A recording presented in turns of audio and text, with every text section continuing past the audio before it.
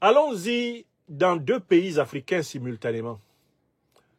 Les candidats de la honte pour élection présidentielle camerounaise et ivoirienne, le jour des résultats, les larmes vont couler. Il y a une chanson, il y a 2 chansons qui vont être chantées les 12 octobre 2025 et 25 octobre 2025, respectivement au Cameroun et en Côte d'Ivoire.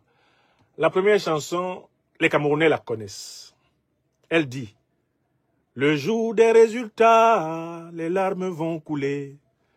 Le jour des résultats, les larmes vont couler. Et zam, zam, zam, zam, les larmes vont couler. Et zam, zam, zam, zam, les larmes vont couler. » Ça, c'est une chanson qui se chantait et qui se chante encore au Cameroun à l'approche des examens.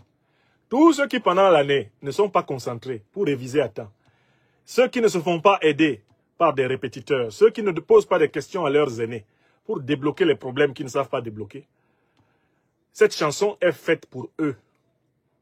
On les prévient par cette chanson que quand les résultats seront là, les larmes vont couler. Préparez-vous à pleurer. Il y a une deuxième chanson, elle est devenue très célèbre. C'est la chanson d'un sanglier, très célèbre, recherché par son épouse. Parce qu'il est sorti, on lui demande de rentrer à la maison. Mais Kasongo ne rentre pas. Kasongo ye, mobali nangai. Kasongo mbona weo, songa libala, umbo ye. Kasongo mbona weo, mobali nangai. Cette chanson est une manière de dire qu'il y a un moment où vous allez chanter Kasongo. Vous allez vous retrouver au carrefour. Et il n'y aura personne qui rentre. Je m'adresse ici en particulier à 2 catégories d'individus qu'on trouve, à une catégorie d'individus qu'on trouve en Côte d'Ivoire et au Cameroun. Les opposants figurant aux mascarades électorales abusivement appelées élections présidentielles et que nous avons scientifiquement appelées les pour-élections présidentielles du Cameroun et de la Côte d'Ivoire. Tous les opposants politiques qui participent à des élections qui sont a priori, 1. Fraudées, confisquées par le tyran qui contrôle la Cour constitutionnelle, des élections qui sont sous le contrôle de la milice et des forces armées, braquées par le tyran contre le peuple, des élections où on ne va même pas compter les véritables suffrages, puisque la répartition des suffrages est décrétée par le tyran qui lui-même distribue les années de prison dans le pays. Tous ceux qui participent à ce type d'élection participent à cautionner l'injustice. Si on veut des élections dans un pays, il faut d'abord mettre fin à tous les obstacles à la transparence, à l'équité, au consensus, à la clarté, à la probité électorale. Il ne faut pas appeler élection ce qui n'en a que l'apparence, alors que l'essence même de l'acte électoral, c'est-à-dire l'expression de la souveraineté populaire, en est absente.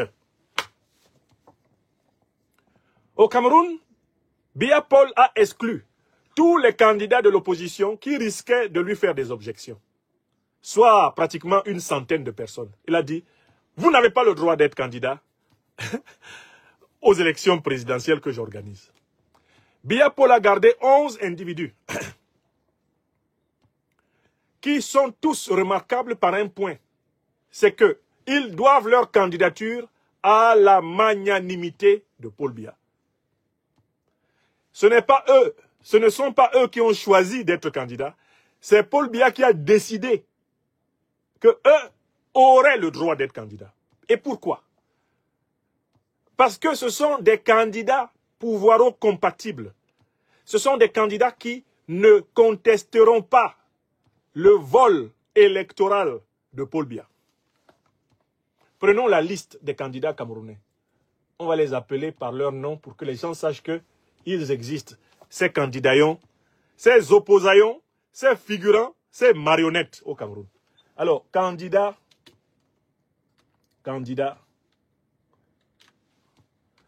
Je vous prends la liste des candidats que Paul Biya a retenus. La liste des candidats que Paul Biya a retenus.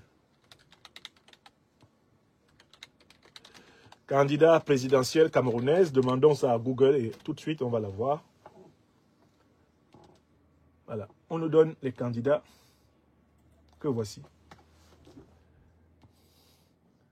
On va les prendre un à un.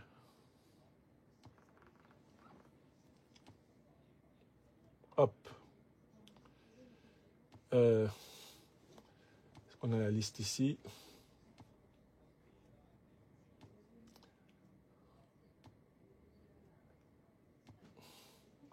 Je vais vous prendre cette liste-là.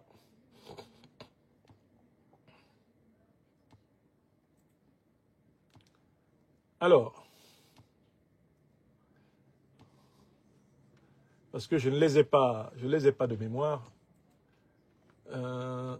Ici, je les trouve ou pas?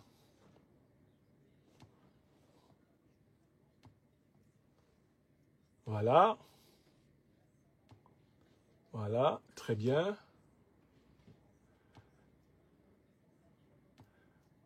Voilà, donc Paul Biya pour le RDPC, Bello Bouba Maïgari pour l'UNDP, Joshua aussi pour le SDF, Cabral Libi pour le PCRN, Akere Mouna pour Univers, je cite comme ça, dans une liste à la Prévert. Je crois qu'il y a un certain Pierre Kwemo, je pense qu'il y a une certaine Madame Tomaino Ndamjoya, je les cite comme ça. Bon, que vous preniez Bello Bouba Maïgari, Issa Tiroma, Cabral Libi, que vous preniez Joshua aussi, que vous preniez Tomaino Ndamjoya, Madame Tomaino Ndamjoya, que vous preniez Pierre Kwemo, hein, aucun des candidats qui ont été retenus par Biya, que vous preniez le jeune Hiram Iyodi, aucun des candidats qui ont été retenus par Paul Biya ne contestera la déclaration de victoire de Paul Biya. Aucun d'entre eux n'appellera à la révolution de la rue, à la résistance de la rue contre Paul Biya. Pourquoi? Parce que tous ces candidats ont été sélectionnés sur la base de la promesse de ne pas troubler la messe. Ils ont été sélectionnés parce que ce sont des opposants mous. Ce sont des opposants qui évoluent dans l'environnement que le pouvoir en place, le régime en place leur fixe. Ce sont des opposants compatibles avec le pouvoir. Ils peuvent même se coaliser tous derrière un seul opposant. Cela ne changera rien. C'est pour ça que j'ai dit qu'au Cameroun, ils sont 12 candidats au total, 11 candidats en dehors de Biya. Mais si vous additionnez les 11, vous avez 11-0. 0 une fois, 0 deux fois, 0 trois fois, 0 quatre fois, 0 cinq fois, 0 6 fois, 0 7 fois, 0 8 fois, 0 9 fois, 0 10 fois, 0 11 fois. Vous additionnez tous ces zéros, ça donne combien? 11 zéros additionnés donne combien? C'est vrai, hein, 11 c'est beaucoup. Non? Ça paraît énorme, non? Mais 11 zéros additionnés est égal à 0. Même 1000 zéros additionnés, ça donne 0. C'est Paul Biya qui les a choisis. Aucun d'entre eux n'évolue en dehors du cadre qu'il leur a fixé. Aucun d'entre eux n'osera broncher. D'abord, ils n'oseront pas broncher, pourquoi? Parce qu'ils ne sont pas populaires. Et le peuple ne peut pas se soulever pour eux. On sait que ce sont des marionnettes de Biya. Les Camerounais savent que ceux que Biya a laissés, ce sont ceux qui sont avec lui. Ce sont eux qu'il a laissés. Donc c'est une addition de 0. Tous ces gens-là, on peut les appeler les Biyaz. Les Biyaz. B-I-Y-A, comme le nom de Biya, apostrophe avec S. C'est une formule que les anglo-saxons utilisent pour nommer une famille. Tout ça là, c'est les Biyaz. Qui est Bello Bouba? Mais c'est un collaborateur de Biya depuis les années 80. Ancien membre du parti d'Aïdjo qui a suivi Biya. Biya l'a mis brièvement en prison à un moment donné, tout comme Tiroma. Ensuite, ils sont sortis plus amoureux de lui avant leur emprisonnement qu'après. Tiroma, Bello Bouba Maïgari, c'est Biya. Tomaino Ndamjoya, son leader qui est décédé, le docteur Adamou Ndamjoya, c'est un ancien ministre d'Aïdjo qui par la suite a joué sa fonction d'opposant ethno-isolé, hein? Essentiellement représentant d'une petite frange de la région du Noun, c'est tout. Ndamjoya savait très bien que son rôle, c'est de paraître opposant, mais jamais Ndamjoya n'a pu se hisser à la dimension d'envisager de gouverner le Cameroun. Lui-même n'y croyait pas. Il n'y croyait pas. Il n'est jamais sorti du Noun avec sa politique. Et on a tout fait pour que son parti soit là-bas, enfermé dans le Noun. Comme d'ailleurs son héritière, Madame Tomaino Ndamjoya. Ils sont enfermés là-bas dans le Noun. Et comment elle pense qu'elle peut gouverner le Cameroun?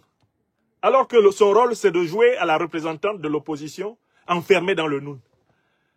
Bon, Yodi Hiram, lui-même, il sait qu'on l'a laissé là pour donner l'illusion que des jeunes Camerounais participent à l'élection. Mais sinon, il ne sait rien. Il n'y a personne qui va oser prononcer son nom. Comme président élu, il le sait.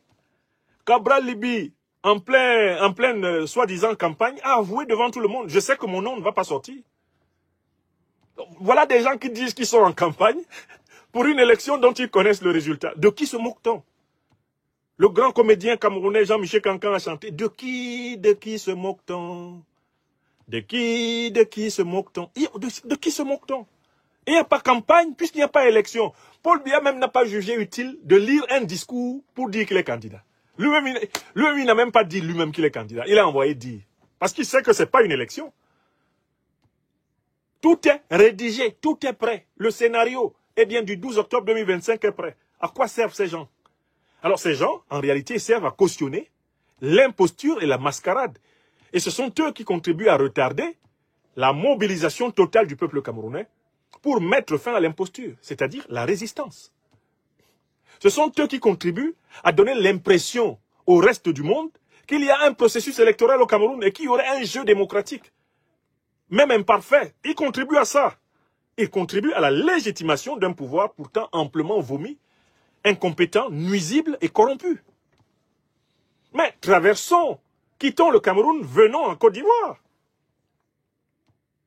Là, Alassane Ouattara ne s'est pas encombré de trop de gens. Il a exclu d'abord la quasi-totalité des candidats. Et il en a gardé pour lui 4. Lors de sa précédente mascarade de 2020, il en avait gardé un minable individu appelé KKB, qui, cette année, n'a pas été utilisé. Par la suite, il s'en est servi comme ministre inutile dans ses gouvernements pléthoriques, avant de le déposer au bord de la rue, ce KKB. Un renégat du PDCI-RDA. Quelqu'un qui a renié le PDCI-RDA pour servir le tyran Ouattara, pour lui servir en quelque sorte de faire valoir dans une pseudo-élection en 2020. Bon, il choisit 4 personnes. Prenons Madame Gbagbo, Madame Simone Eyivé Gbagbo. Pourquoi Ouattara l'a-t-il choisi? Il ne l'a pas choisi parce que ce qu'il reproche à son mari, son ex-mari, il ne lui reproche pas. Elle était le bras droit du président Gbagbo. Elle l'a accompagné dans toute sa politique jusqu'à sa chute le 11 avril 2011. Beaucoup de proches du président Laurent Gbagbo sont encore frappés de condamnation sans amnistie. Si Alassane Ouattara a amnistié Mme Gbagbo, c'est parce qu'il souhaitait diviser le FPI, il souhaitait diviser le PPACI, il souhaitait diviser la famille même de Laurent Gbagbo. Sachant qu'il y a un passif matrimonial entre Laurent Gbagbo et son ex-épouse Simone Eyivé Gbagbo, Alassane Dramane Ouattara choisit l'ex-épouse pour semer la division davantage dans la famille nucléaire de Gbagbo, semer la division dans le FPI, semer la division dans le PPACI et distraire le pays en confondant un problème privé de couple avec un problème d'État. Mais Mme Simone Gbagbo, qui prétend que le Conseil constitutionnel a bien fait son travail, elle ne parle pas à cause du Conseil constitutionnel. Ce qu'elle veut dire, c'est que le Conseil constitutionnel l'a bien vengée de celle qui lui a arraché son mari, à savoir Mme Nadi Gbagbo, de naissance Nadi Bamba. Donc, en fait, Alassane Ouattara cacophonise la politique ivoirienne en validant la candidature de Mme Gbagbo, qui était pourtant le bras droit de M. Gbagbo, et qui était l'une des figures les plus radicales du pouvoir Gbagbo.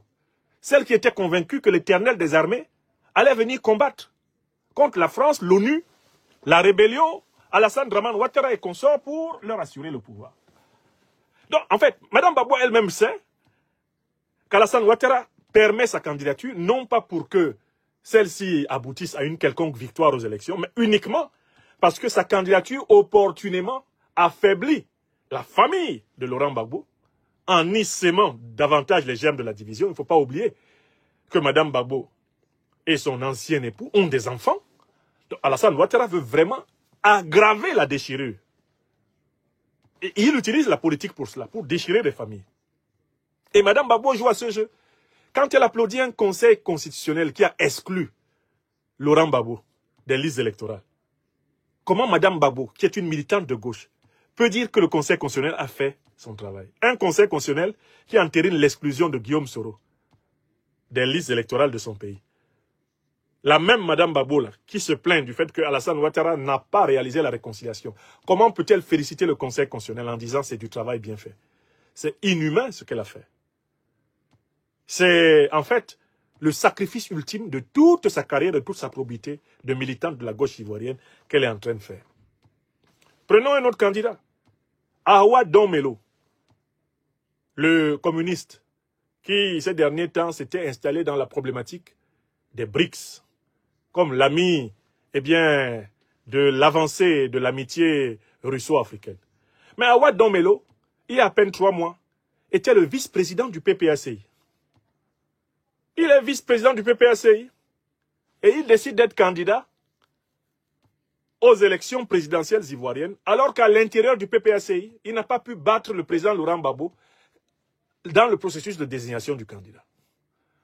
Si Awa Domelo était, après Laurent Gbagbo, le leader le plus populaire, au moins, peut-être aurait-on vu émerger à l'intérieur du PPACI une force légèrement concurrente à celle de Gbagbo. Mais dans le PPACI, il n'a même pas pu convaincre, même 1/10 de l'électorat du PPACI de voter pour lui. Lui, il sort et dit qu'il est candidat. Et Alassane Ouattara l'accepte. Pourquoi? C'est pour diviser le PPACI. Awa Domelo sait qu'Alassane Ouattara ne laissera jamais lire son nom comme président élu de la Côte d'Ivoire. Jamais. Donc, Domelo sait que c'est une candidature au service de Ouattara. On prend un troisième personnage qui dit qu'il est candidat. C'est Madame Henriette Lagou. Mais elle sert de faire valoir à Ouattara depuis plusieurs années. Elle sait très bien, elle qui est issue relativement du PDC-RDA, Henriette Lagou, ou du PIT, etc., Henriette Lagou sait très bien que son nom ne risque même pas, par lapsus, d'être proclamé le 25 octobre. Elle sait qu'elle est juste un faire-valoir. Et que même ses parrainages, c'est Ouattara qui les lui a assurés. Alors comment cette femme-là peut continuer à entériner le maintien de la dictature à la tête de la Côte d'Ivoire et se présenter comme une candidate? Enfin, M. Jean-Louis Billon, issu du PDC-RDA, il était là-bas au PDC-RDA. Tidiane Thiam est venu, l'a battu au primaire du PDC-RDA. Il n'a même pas été capable de lever une force interne suffisante à l'intérieur du PDC-RDA contre Tidiane Thiam. Il dit qu'il est candidat. Alors qu'il ne peut même pas d'abord convaincre même la moitié du PDC-RDA de le suivre. Billon sait très bien que dans le pays, il ne pourra jamais être proclamé élu. Il est candidat pourquoi? Il est candidat pourquoi? Il est essentiellement candidat pour diviser le PDC-RDA et il est candidat pour en donner l'impression qu'il y a une élection, qu'il y a une concurrence en Côte d'Ivoire, alors qu'en fait, tout est plié d'avance. Alassane Ouattara a d'ores et déjà décidé de confisquer le pouvoir. Donc, ces opposants figurants, ces opposants marionnettes, ces opposants manipulés, ces opposants indignes, ces opposants qui abandonnent les peuples en lutte contre les tyrans, il faut qu'ils notent ceci. Le niveau de prise de conscience des opinions au Cameroun, en Côte d'Ivoire et en Afrique est tel que lorsque le pouvoir que vous avez accepté de servir tombera, vous serez traité plus sévèrement que les partisans de ce pouvoir. Je recommence. Première conséquence. Et ça, il faut bien l'expliquer aux gens comme les Tomaino Ndamjoya, les Iyodi Hiram, les Joshua aussi, les machins, tous ces gens-là qui cautionnent au Cameroun. Les Cabral Libi, les gens qui cautionnent Biya là, qui l'accompagnent dans ces trucs. Quand Biya tombe, la révolution qu'il va y avoir dans le pays, elle ne se fera pas seulement contre le régime de Paul Biya, mais contre tous ceux qui ont contribué à le légitimer, dont vous. En Côte d'Ivoire, Ouattara, quand il va tomber avec Simone Babou. Il va tomber avec Henriette Lagou. Henriette Lagou, si tu apprends que Ouattara est tombé, suis le même chemin que lui. Les Ivoiriens ne vont pas oublier ce que vous êtes en train de faire.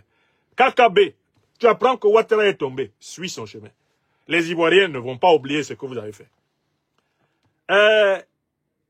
en Côte d'Ivoire, là, comme au Cameroun, les Bello Bouba Maïgari, les Issa Tiroma, tous ces farfelus-là qui font semblant de battre campagne alors qu'ils sont des marionnettes du pouvoir, vous allez partir avec le pouvoir. Il faut dire ces vérités-là. À Jean-Louis Billon, vous êtes en train de mettre toutes vos billes dans le pouvoir Ouattara. Quand Ouattara tombe, Billon tombe. Il faut lui dire ça. À Simone Babo, à Lagou, Henriette. Il faut leur dire ça. Vous allez tomber avec Ouattara.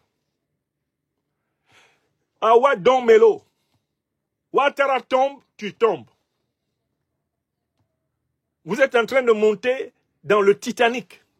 Vous tous, ces opposants figurants, en cette année 2025, au Cameroun et en Côte d'Ivoire, vous êtes en train de monter dans le Titanic. On ne vous laissera pas descendre. Vous allez couler avec le Titanic. Donc, si on vous a donné de l'argent, gardez-le bien, parce que ça sera nécessaire. Vous en aurez besoin. Si on vous a garanti des maisons à l'étranger, tout ça là, vraiment, chérissez ces maisons-là. Vous en aurez besoin. Voilà. Parce que les peuples vont faire preuve d'une mémoire intransigeante envers ceux qui se sont associés à leurs tortionnaires. Ça va être... Non. Et vraiment, si je vous en parle, c'est parce que je ne souhaite pas que ça arrive. Parce que ça fait un moment que vous jouez à ce jeu-là. Ça fait un moment que vous participez à la légitimation des tyrans. Ça fait un moment que vous pensez qu'on ne voit pas ce à quoi vous jouez. Mais quand le pays va changer, vous pensez que les tyrans vont tomber et que vous allez rester là pour dire non, on faisait la résistance intérieure.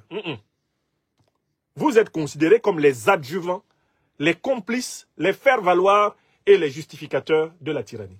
Vous tomberez avec elle. Et c'est ce message qu'il faut adresser à tous ceux qui cautionnent la pseudo-élection du Cameroun et la pseudo-élection de Côte d'Ivoire. Dites-leur, quand vos mentors qui vous ont appelé dans l'heure pour élection tomberont, n'oubliez pas qu'on a votre macabo. Comme on dit au Cameroun, on a votre macabo. Tous ceux qui soutiennent des régimes qui sont vomis par la population seront vomis en même temps que ces régimes. La population ne manquera pas de mémoire. La population ne manquera pas de mémoire. L'erreur que vous commettez, c'est de penser que quand Ouattara ou Biya vont tomber, on va vous oublier. Non, on ne va pas vous oublier. Parce que c'est à cause de vous que cette souffrance perdure. C'est à cause de vous.